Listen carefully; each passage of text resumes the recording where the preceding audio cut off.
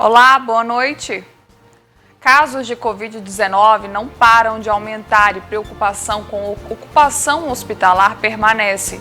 Só nas últimas 24 horas, Minas Gerais confirmou mais de 8.000 novos infectados. Veículo invade residência no bairro Santa Terezinha. Fim do auxílio emergencial pode comprometer a vida de milhares de famílias. Início de ano escolar atípico diminui a venda de materiais nas papelarias. Equipe de basquete em cadeira de rodas se prepara para o retorno. PRF apreende mercadorias vindas do Paraguai na BR-365. Mercado editorial celebra aumento nas vendas. E a comemoração de duas datas neste dia 30. O Dia das Histórias em Quadrinhos e o Dia da Saudade. Fique ligado, o NTV News está no ar.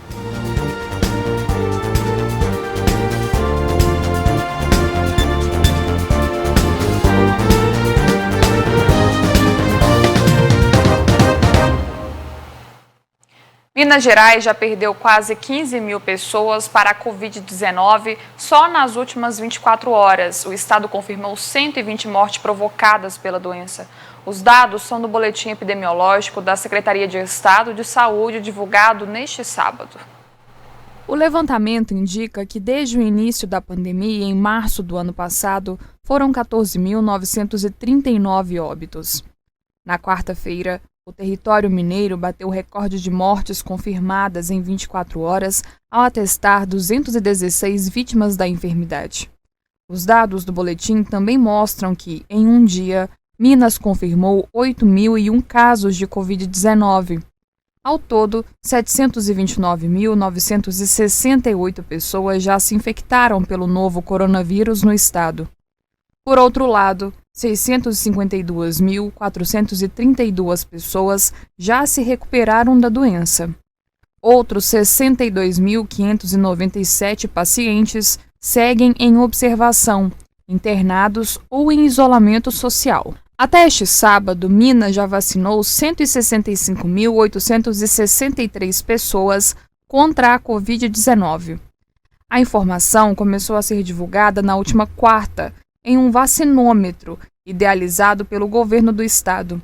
Do total de imunizados, 151.815 são profissionais de saúde, 10.510 são idosos em asilos, 812 são pessoas com deficiência em residências inclusivas e 2.636 são indígenas. Ainda segundo o levantamento, 496.160 doses da vacina contra a doença já foram distribuídas aos 853 municípios. Os casos não param de aumentar. Uma das preocupações em Patos de Minas é a ocupação hospitalar. Nesta quinta-feira, o prefeito Luiz Eduardo Falcão afirmou que a cidade chegou a 100% de ocupação nos leitos destinados a pacientes com Covid. Os casos estão crescendo em Minas Gerais a um certo ritmo, em Patos está 30% mais rápido o aumento. Então, o que torna a situação menos grave é que a maioria desses casos estão acontecendo com pessoas jovens, e elas não estão sendo hospitalizadas. Mesmo assim, a gente chegou até as UTIs cheias. Mas o número de casos tem crescido absurdamente. Mesmo com o número elevado, a superintendente regional de saúde afirmou que não houve falta de assistência aos pacientes e que a cidade está segura em relação à ocupação hospitalar. Nós estamos até que numa situação segura, mais ou menos segura, apesar de que nós temos visto um aumento tanto na incidência de casos quanto na internação de pessoas, né? Em leito clínico ou em leito de UTI.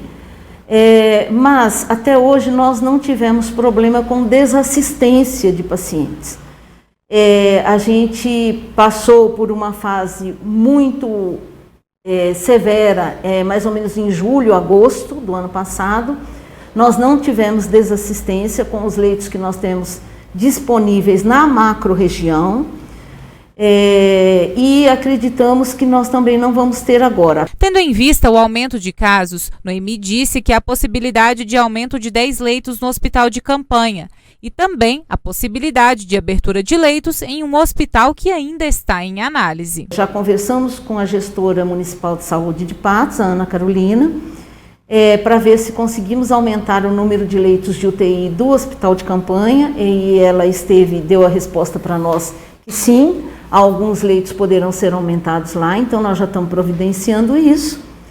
E vamos ter uma outra reunião hoje à tarde para ver se a gente consegue em outro lugar esse aumento também de leitos. Questionada sobre o Hospital Regional Antônio Dias, a superintendente disse que há dificuldades para acionar o local, que não consegue mais receber pacientes com Covid. Nesse momento, nós achamos difícil o Hospital Regional, porque para montar os 10 leitos de UTI do Hospital Regional Covid e os 9 leitos clínicos que eles têm, eles tiveram que desativar uma ala inteira de internação.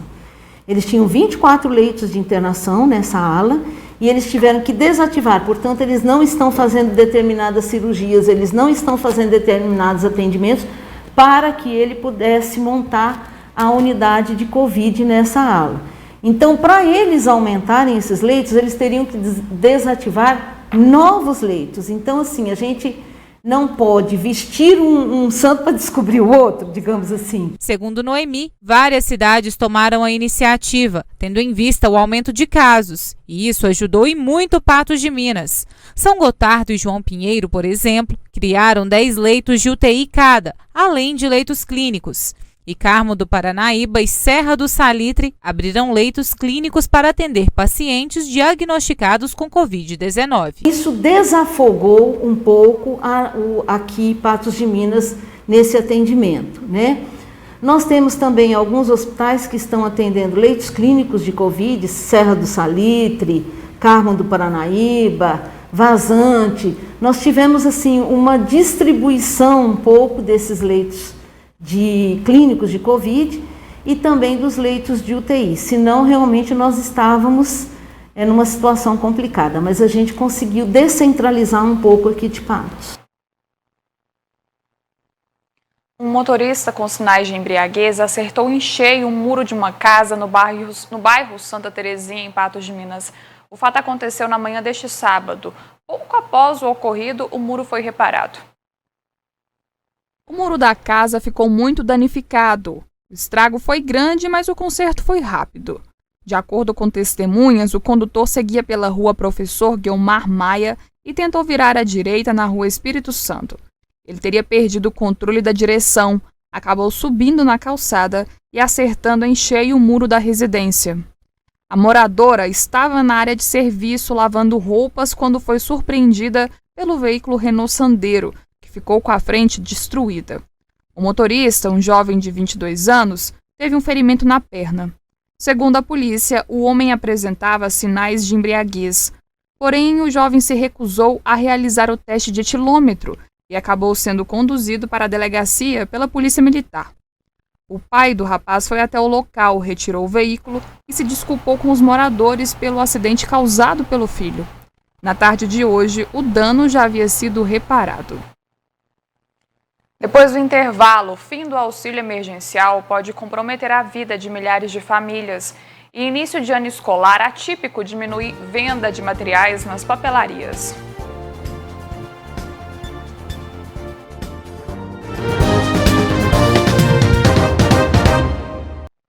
Com o fim do auxílio emergencial, uma parcela da população pode apresentar dificuldades financeiras.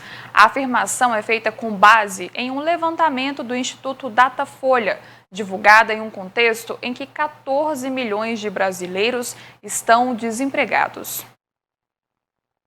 O fim do auxílio vai deixar Valdenice em situação complicada. Desempregada e chefe de família, ela vai ter que se virar para dar conta da casa. Vai ficar mais difícil, né? Porque emprego tá difícil. Eu tenho os 4 meninos pequenos, vou poder trabalhar, né? Tem que correr atrás de emprego, arrumar algum bico, né? Para viver, senão não dá não. Quase 70 milhões de pessoas receberam o recurso do governo federal. De acordo com a pesquisa do Datafolha, realizada com 2.030 pessoas em todo o Brasil, Em dezembro, o auxílio tinha garantido a manutenção do nível de renda familiar para 34% dos beneficiados entrevistados. Já em janeiro, eram 29% os que estavam com o mesmo nível de renda anterior à pandemia. Mas com o fim do pagamento do benefício, a maioria das pessoas apresentou queda na renda por causa do coronavírus, comprometendo fortemente o consumo das famílias. De fato, essas famílias que estavam recebendo, elas vão passar a ter renda zero a partir de agora, visto que, outras fontes de renda, renda do trabalho, a gente ainda tem um desaquecimento no mercado de trabalho muito expressivo. E isso reflete aí no consumo de alimentos, no consumo de serviços básicos, como transporte, que são essenciais aí à manutenção, de fato, de uma vida digna. Cerca de 19 milhões de pessoas que receberam o auxílio estavam inscritos no programa Bolsa Família e até voltaram a receber o recurso a partir de janeiro. É o caso da dona Valdirene. Mesmo com Bolsa Família, o fim do auxílio tem impactos. Vai ser difícil, né?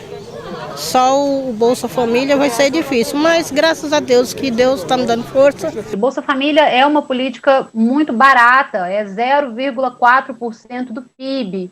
E ela é focalizada em famílias extremamente pobres.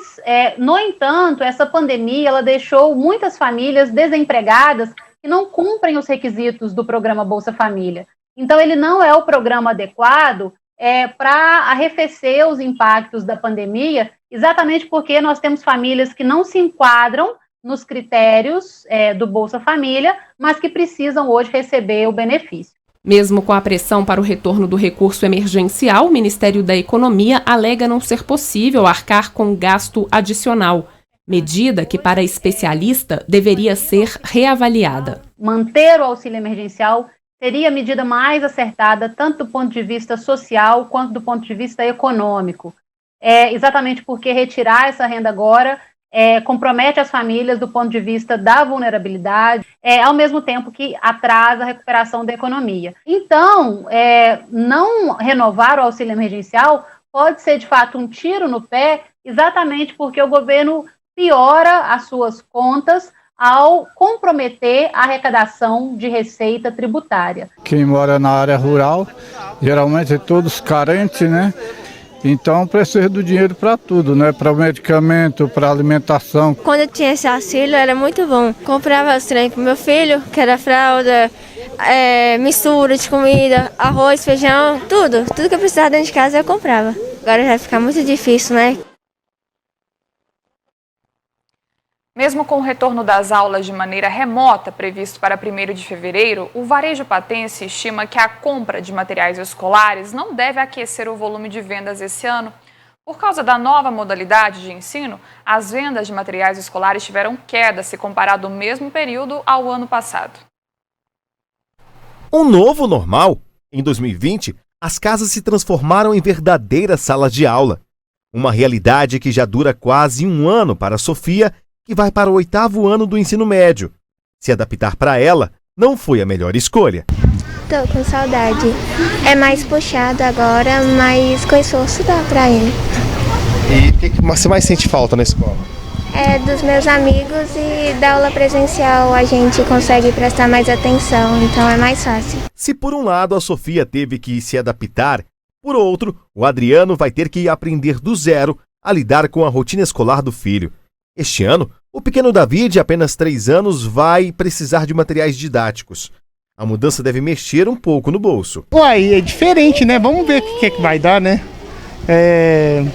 Estamos aí na expectativa para ver. Agora vai acrescentar material didático, né? Vai acrescentar os materiais didáticos aí, tá um pouquinho pesada. Se antes da pandemia, o começo do ano era marcado pela busca pelos melhores preços de materiais escolares, hoje a realidade é um pouco diferente.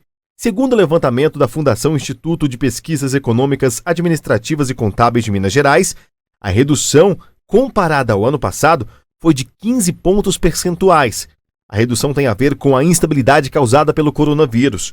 Esta estudante universitária apoia o retorno às aulas presenciais após a imunização. Eu acho que tem que esperar um pouco ainda, né? Até por causa da vacina e ter para todo mundo ainda, eu acho um pouco perigoso. Eu acho que o certo seria esperar um pouco.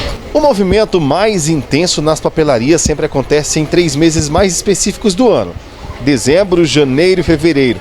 É nesse período que o aluno universitário vem para comprar o material escolar ou o pai também vem para adquirir todo o material. Em média, em um ano não pandêmico, o crescimento é de 70% nas vendas. Por causa da pandemia, essa estimativa ainda é incerta para os comerciantes. Desde que aconteceu o fato da pandemia, nós já estamos se organizando para voltar às aulas, né? Então, assim, está um pouco incerto, porque assim, enquanto os órgãos, né, públicos não autorizar o retorno mesmo, né, das aulas, a gente ainda está um pouco incerto do volta às aulas em si, né? A compra de materiais escolares na indústria já foi planejada. Assim, a loja consegue ter lucro e evitar perdas. A gente já fez o abastecimento antes para até mesmo segurar o preço para o consumidor, porque até mesmo se a gente for comprar agora, né, já tem um reajuste aí. Então, assim, a gente já se organizou durante o ano para este momento. A previsão este ano é de aumento de cerca de 18% nos preços de materiais escolares agora em janeiro, na comparação com o mesmo mês do ano passado, segundo o levantamento realizado pelo educador financeiro e consultor do Correio, Edísio Freire. Por causa do aumento no preço dos produtos e da incerteza, muitos devem adiar as compras. Os nossos clientes já se posicionaram, disseram a maioria que vão deixar para depois, né? Mas assim, acredito, nós estamos esperançosos, né, que o momento certo vai dar tudo certo, de começar o retorno. Nós estamos confiantes como ramo papeleiro, que foi um dos ramos assim que a gente teve uma queda, mas assim, a gente tem que ter uma expectativa, a gente tem a expectativa ainda que vai dar tudo certo. Para quem prefere comprar por agora e não deixar para depois, a dica é fazer uma cotação. Tem alguns itens que realmente na lista os pais estão reutilizando mesmo, né? Que é a mochila, tem a parte de lápis de cor, tem muitos pais que, por estar em casa, então assim, gastou um pouco menos, mas a gente ainda tem venda assim, né? Para não perder vendas, essa papelaria não irá aderir ao reajuste. Acredito que não vai ter reajuste aí não, a gente já comprou para poder atender mesmo, segurar o preço para atender o nosso cliente até quando a gente pode ter o retorno do volta às aulas. Na sequência, homem pede ajuda para encontrar caminhonete e a equipe de basquete em cadeira de rodas se prepara para o retorno.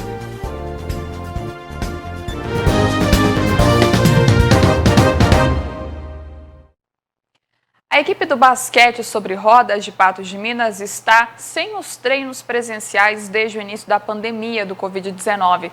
Mas durante esse período ninguém ficou parado e o time tem se preparado para um possível retorno. Reison é um dos muitos atletas que estão no basquete sobre rodas de Patos de Minas. Uma atividade que para eles é mais do que um esporte, é uma forma de viver. Com a pandemia, os meninos tiveram que deixar as quadras de basquete e treinar de forma virtual, mas o contato com os colegas tem feito muita falta. A gente sempre fala que o basquete ele abre os horizontes para as pessoas com deficiência, né? Então, a minha vida mudou depois do basquete de cadeira de rodas, né? Quando eu conheci o esporte. Eu que venho lá de Recife, agora já estou morando em Patos, tem 2 anos e meio por conta do basquete, né? Então, a ausência do treino presencial aqui nas quadras e a convivência com os atletas, né? Que a gente tem atleta do Paraná, a gente tem atleta do Rio de Janeiro, a gente tem atleta de Goiás, né? Então a gente tem uma turma bem diversificada. Então a ausência de estar presente com essas turmas a gente sente bastante, até para o nosso social também. Então é muito difícil para a gente estar convivendo de forma online, treinando de forma online e não podendo estar convivendo presencial, abraçando, conversando, que eram os nossos treinos sempre, todos os dias assim. Ao todo, são 12 atletas no time de basquete da Associação Paraolímpica Patense, a APP. O retorno das atividades estava previsto para o início de fevereiro. Entretanto, foi preciso adiar novamente a volta para as quadras. Agora, como a gente tinha tido uma amenização desse momento que a gente vive, a gente planejou para fazer esse retorno agora em fevereiro, né, que seria a partir do dia 1º agora. E como a gente voltou a ter alta no número de casos, né, a gente preferiu dar outra pausa até o início de março, para a gente ver como que vai ser a situação, a questão das vacinas, para a gente retornar aos treinos presenciais com os atletas. É claro que tomando todos os cuidados, né? Nesse período, a diretoria da associação tem se programado para o retorno, agora programado para março, com a elaboração de protocolos e mudanças nos horários dos treinos. Havia organizado, né, uma questão de horários com os atletas, então a gente pegou o total de atletas, dividiu por horários menores de treinos, porque até o início de 2020, pré-pandemia, os atletas treinavam todos juntos cerca de 4 horas por dia.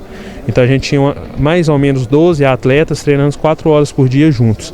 E aí agora nesse retorno a gente havia planejado de reduzir esse período, então dividir os 12 atletas nessas 4 horas. Então treinaria mais ou menos aí 3 atletas por horário, ou seja, com distanciamento, utilizando máscara, álcool em gel e todos os procedimentos que são necessários, né? Quanto aos campeonatos, a equipe também aguarda um possível retorno das disputas estaduais e nacionais para voltar a jogar. A agenda de 2020, né, foi toda cancelada. Nós disputamos apenas campeonatos federados, né, que no caso é o Campeonato Mineiro, que é pela Liga Mineira de Basquete Cadeira de Rodas, que foi cancelado pela Liga, né? E a gente disputa os campeonatos brasileiros que são confederados pela federação, né? E eles também foram todos cancelados. Nesse ano de 2020 a gente ainda não tem perspectiva de campeonato. Até então a gente está sem agenda de competições, mas com previsões de que volte, né? Na verdade não previsões, com expectativas de que volte. Enquanto não retornam, o jeito é continuar conforme der e aguardar ansiosamente para voltar a praticar o esporte tão querido por essa equipe. A gente gostaria já de estar treinando, mas a gente entende que o momento que a gente está vivendo é um momento realmente de saúde pública e não um momento da gente vir treinar e tudo mais. Então, a gente entende essa situação e a gente vai voltar quando estiver realmente seguro, tanto para a gente quanto para os atletas, para que ninguém seja afetado, ninguém tenha nenhum problema de saúde. Esse retorno é muito esperado para a gente, a minha ansiedade todo dia fala mais alto para esses treinos voltarem. Lógico que mantendo todo o cuidado, né, respeitando todos os protocolos sanitários para a gente manter essa convivência presencial com as pessoas, mas é muito importante, de suma importância para a gente, principalmente, que a gente precisa, né? O treino online, ele ajuda bastante, mas é diferente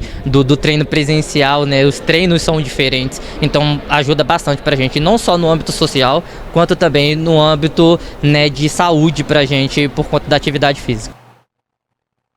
Um senhor de 80 anos procurou a nossa equipe para pedir ajuda. Ele foi vítima de um estelionato em 2019, teve a caminhonete levada por criminosos e até hoje busca pelo veículo. Aristeu Leles Ferreira, 80 anos, aposentado, procurou nossa equipe de reportagem para relatar uma situação sofrida por ele há pouco mais de um ano. Em setembro de 2019, o idoso negociou uma caminhonete com uma dupla, sem ter ciência de que se tratavam de golpistas. Esse golpe foi assim, eu fazia ponto lá no ponto da rodoviária para fazer frete, né? Chegou esse comparsa dele, falou, é para vender a caminhonete? Falei, posso tirar foto dela? Pode. Aí tirou, passou uma meia hora, chegou ele, mas esse suposto bandido, esse tal de João Cavalcante. Aí nós negociou, eu falei, eu quero 60 mil nela. Aí ele ligou pro fazendeiro lá, que ia ficar com as vacas dele, mas de Araque, né? Ligou para ele e falou, eu comprei uma caminhonete aqui, você passa o dinheiro em nome dessa conta do Aristeu aqui. E nós correu para a Caixa Econômica. E esse ficou me cozinhando lá até a caixa fechar, bem dizer, que os caras já estavam arrumando as malas para sair. Mora me tapear, né? E aí acontece, esse dinheiro chegou lá, mas bloqueado, cheque sem fundo, roubado, diz o gerente. Aí eu fiquei doido, né? O cheque sem fundo estava no nome de Amanda Rodrigues, que também não se sabe quem é e nem se faz parte do grupo de estelionatários. Além disso, o senhor conta que o tal João Cavalcante, quem se passou por comprador, após entregar o cheque, informou que iria para Lagamar.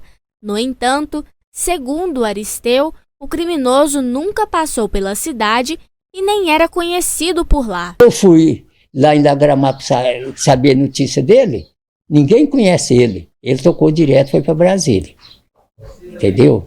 Então eu fui engolido por essa traição desse suposto bandido. É que isso é um bandido. Isso é um estelionato que foi, assim, que fez comigo e ele está fazendo com os outros também. E eu tenho certeza que não foi só eu, não, foi muita gente. Aristeu conta ainda que soube que a caminhonete havia sido vendida em uma garagem em Brasília, mas, em contato com o proprietário do local, foi informado que o telefone repassado por João Cavalcante era falso, sem qualquer notícia do homem.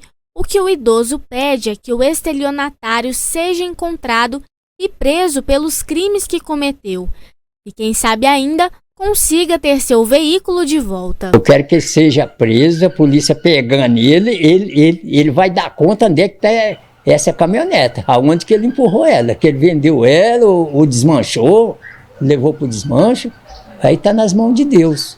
Se Deus vê que eu mereça pegar minha caminhonete de volta, graças a Deus. No próximo bloco, o mercado editorial celebra aumento nas vendas e PRF apreende mercadorias vindas do Paraguai na BR-365.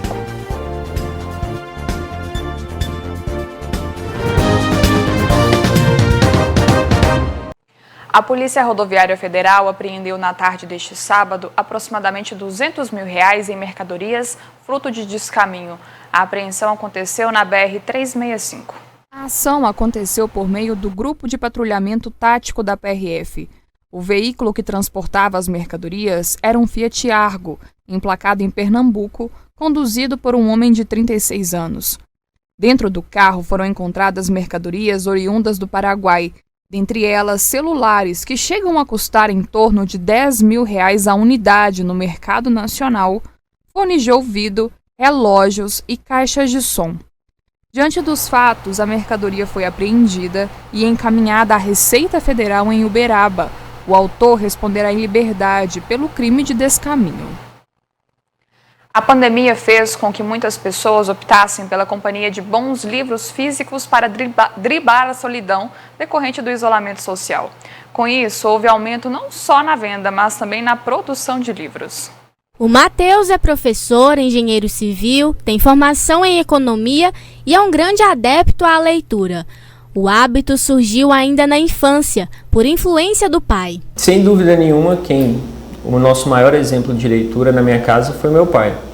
Sempre estava com imagens que eu tenho da infância, sempre do meu pai lendo, dele referenciando leituras, nos ressaltando sobre a importância da leitura. Então ele foi um exemplo vivo dentro da minha infância, da minha juventude e até hoje na minha fase adulta. Na comparação entre 2019 e 2020, o crescimento da venda de livros no Brasil chegou a 20,50%, segundo o levantamento feito por uma empresa global de informação, em parceria com o Sindicato Nacional dos Editores de Livros.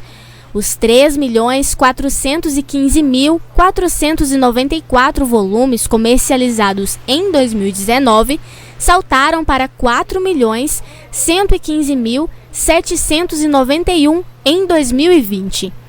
Em Patos de Minas, um dos gêneros mais procurados foi o voltado ao empreendedorismo.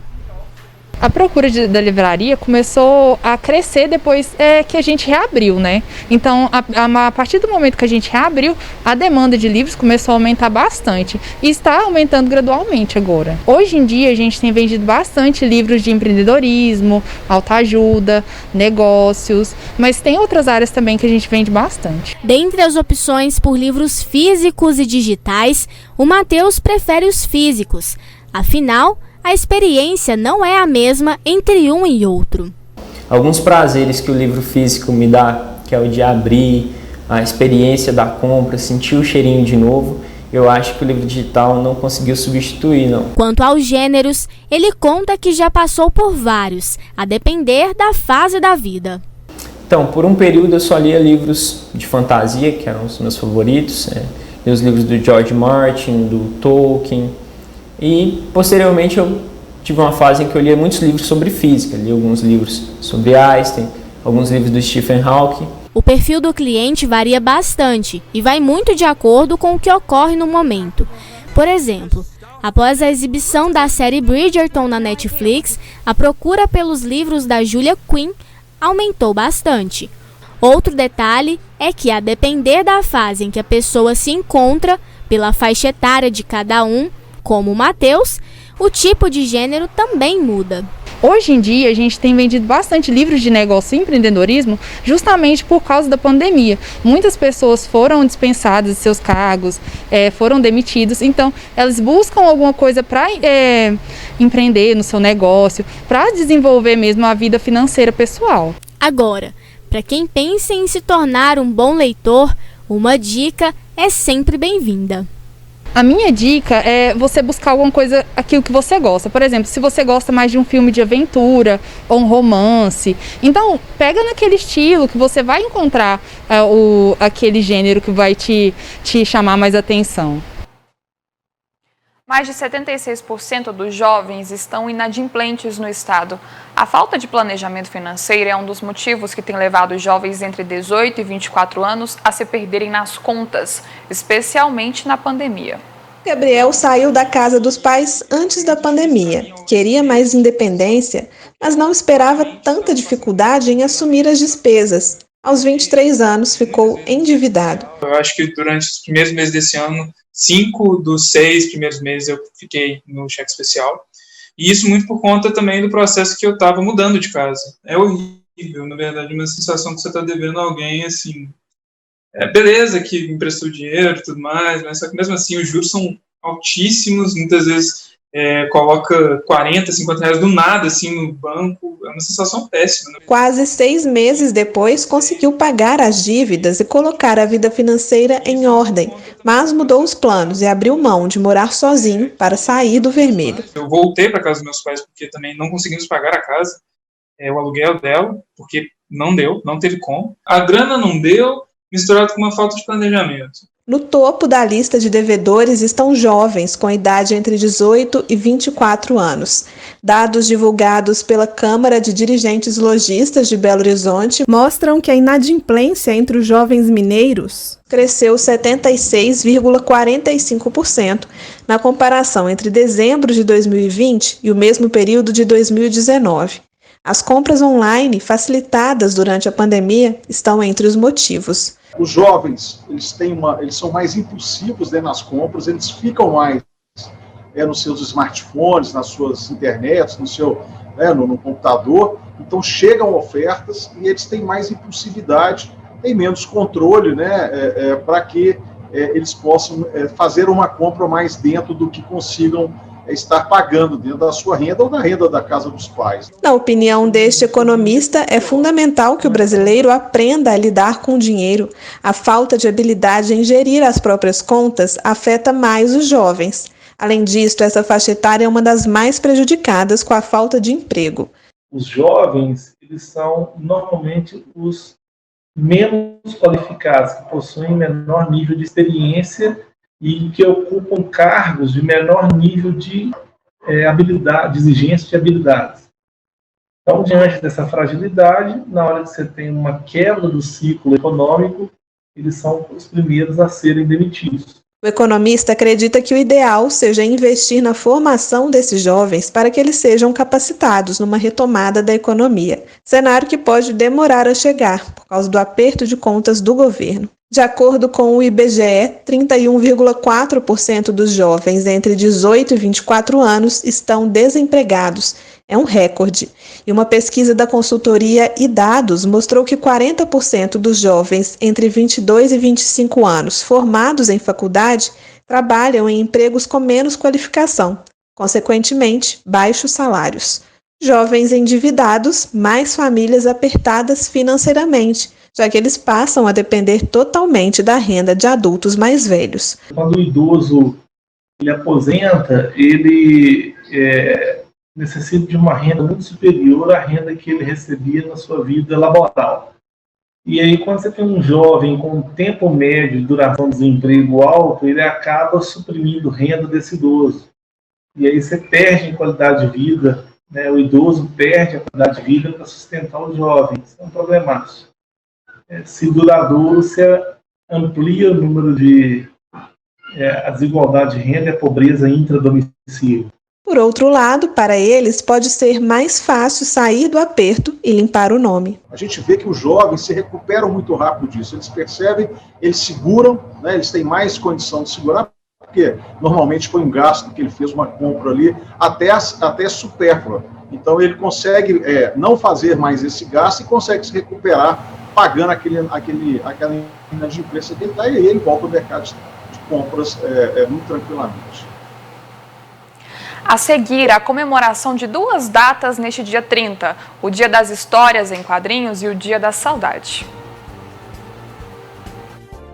– 30 de janeiro é o Dia do Quadrinho Nacional, de versão antiga, mas que continua sendo apreciada ao longo dos tempos pelas novas gerações.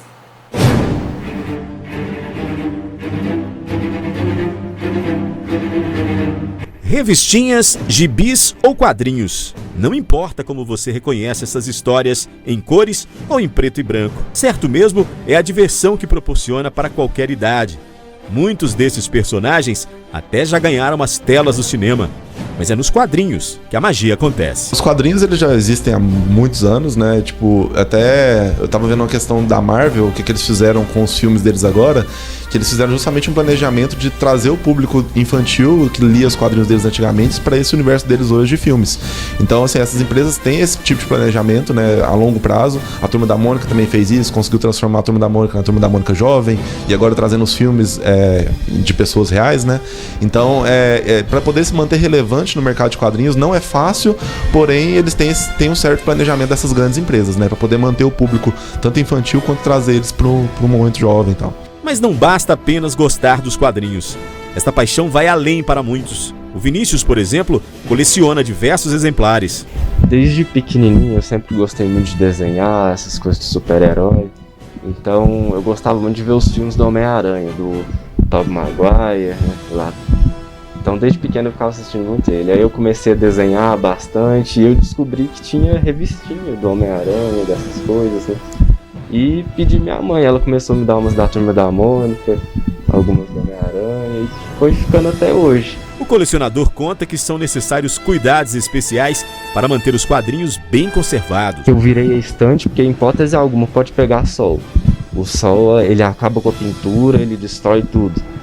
Então eu sempre deixo num plástico, às vezes eu tiro um pouquinho, dou um furo em alguns plásticos para arejar o quadrinho, para ele não ficar muito no plástico também. Mas é isso, eu evito que tome sol e conservo eles dentro do plástico para preservar as páginas mais brancas. Mas o estudante, além de colecionar, também produz os próprios materiais inspirados nos tradicionais personagens que estampam as histórias em quadrinhos. De pequeno eu comecei a desenhar um Homem-Aranha, lá um monte de coisa, e minha mãe nunca deixou eu parar, sabe? Chegava uma época que eu tentava colar um desenho e falava, vou pôr essa folha por cima aqui pra mim fazer. Ela rasgava tudo, ligava tudo comigo. Aí desde pequena ela veio fazendo eu treinar essa habilidade de desenho. E hoje eu consigo fazer uns desenhos razoáveis aí, né? Descobri através da faculdade também, de alguns mentores lá para fazer umas artes nas caixas, gostei bastante. E continuei fazendo. Mesmo com as novas tecnologias e modernidades que proporcionam plataformas variadas de entretenimento, os quadrinhos acompanham as gerações, atraindo novos adeptos. O quadrinho tem de tudo e você consegue ter para todo o público. Então, quando você pega esse sentimento de colecionismo, muita gente não perde esse sentimento com os quadrinhos. Porque assim como muita gente compra livros, né? Então, tipo, sei lá, eu tenho uma biblioteca, eu tenho vários livros em casa, tem gente que compra quadrinho, né? Os mangás japoneses também, que tem grandes coleções e bombam no mundo inteiro até hoje, e acabam virando desenho animado, né? Acabam virando anime, os mangás também, né? Então, enfim, pra mim esse sentimento é realmente sentimento de colecionismo, né? E quem gosta da área, quem gosta de quadrinhos aí, sem dúvida, gosta muito de olhar pra estante e ver a coleção completa. E se depender do Vinícius, os quadrinhos serão eternos. O resto da vida. Os filhos vão poder tocar em nada até uma certa idade, mas um dia passa pra eles.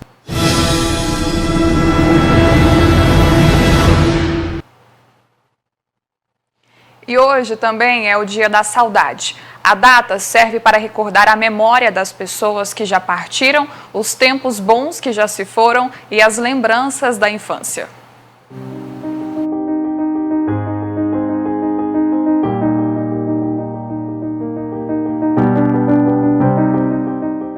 Se você já ouviu falar que a palavra saudade só existe em português, você não ouviu errado.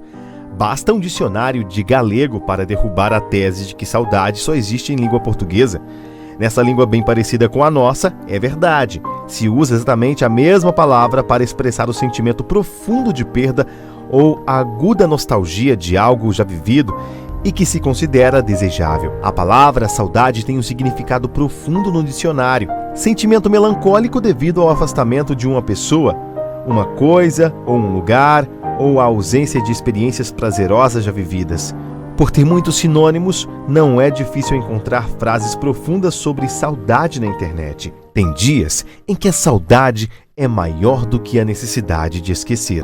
A casa da saudade chama-se memória. É uma cabana pequenina a um canto do coração. Além de ser uma palavra forte, saudade também é quase fisiológico e todo mundo pode sentir. Ah, sinto sim.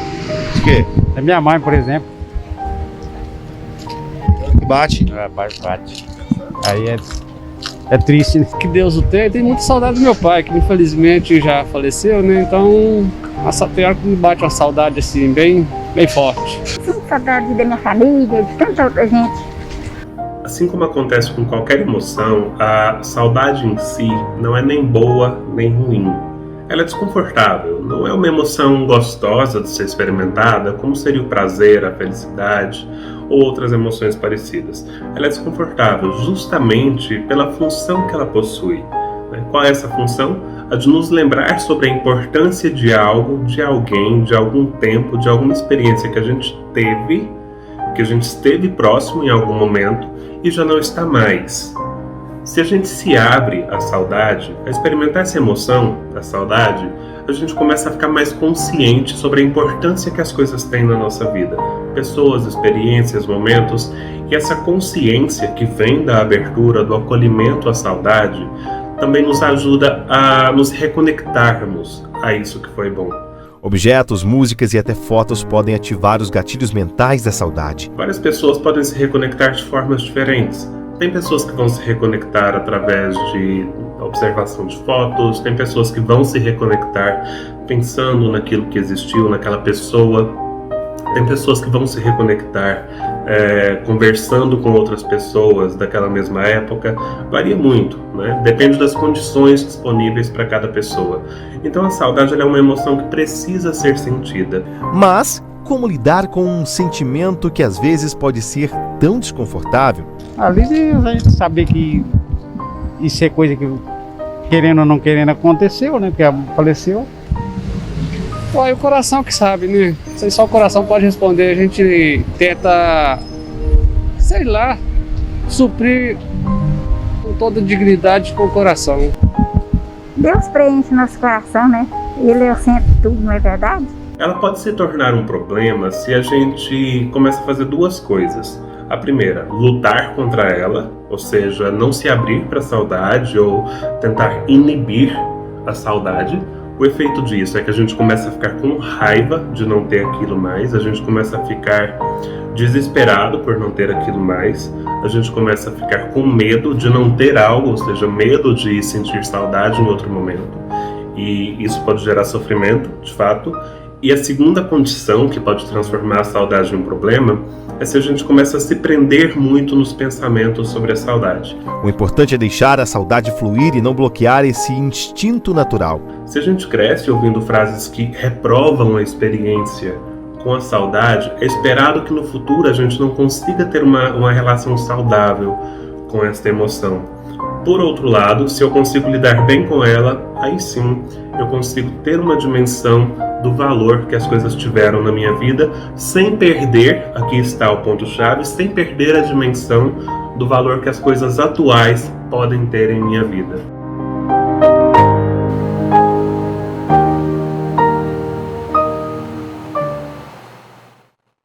Assim a gente encerra a edição de hoje do NTV News. Mais informações você confere pelo portal Pato Já. A gente volta semana que vem. Tenha uma ótima noite.